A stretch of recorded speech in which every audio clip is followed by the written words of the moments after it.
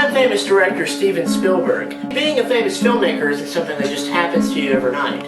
You have to push through trial and error, get through any obstacles in your way, and accept that you will make tumbles and falls. I've had an eventful life. To tell you about it, where else better to begin than the beginning?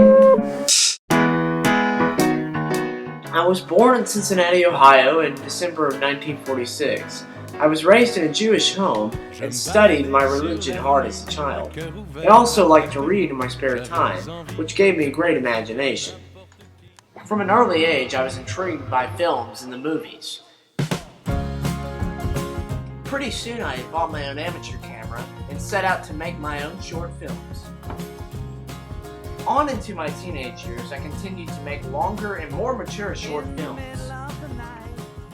I cast whoever I could and used whatever resources I had. I did like to show my films once complete for profit, but unfortunately profit was a little lacking. After I graduated high school, I quickly enrolled in the University of California in Long Beach. Simultaneously, I picked up a hot job opportunity as an intern at Universal Studios. They were happy to receive me, and I was happy to be around the profession I wanted to go into. However, at times it was stressful balancing my studies with interning for Hollywood executives.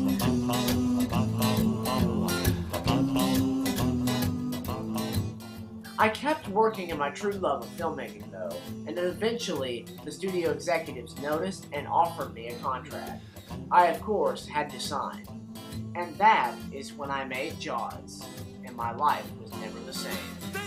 The film was incredibly hyped, but had no budget at all. A true director's challenge, and a difficult one. I was up day and night making rewrites and trying to make the movie perfect. I was constantly splicing and cutting the film, until finally it was released and it was a hit, putting me on the map as a famous director. Oh, I have a beard now, by the way.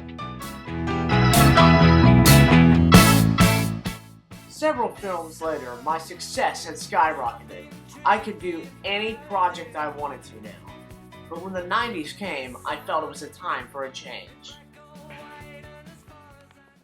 Change came for me in the form of more dramatic films like Schindler's List and Saving Private Ryan, both of which led me to the Oscars, once in '95 and once in '99. But the truth is, the reason why I'm successful in what I do is because beyond everything, I always push through what was in front of me, all in the name of following my dreams.